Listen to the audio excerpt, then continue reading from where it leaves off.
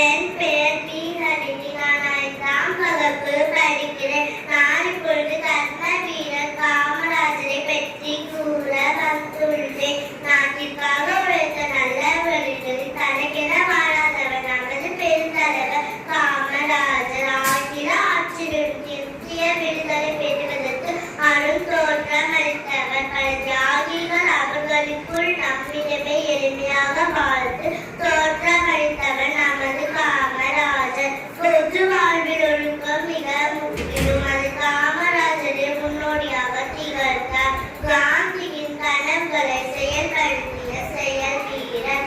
மனிதகுல சேவை நடத்தில் எளிமை என மகாத்மாவின் அருங்குணங்களை பின்பற்றிய அந்த ஏழை பங்காளர். காமராஜரின் வாழ்க்கை நாம் அனைவரும் அறிதல் அவசியம்.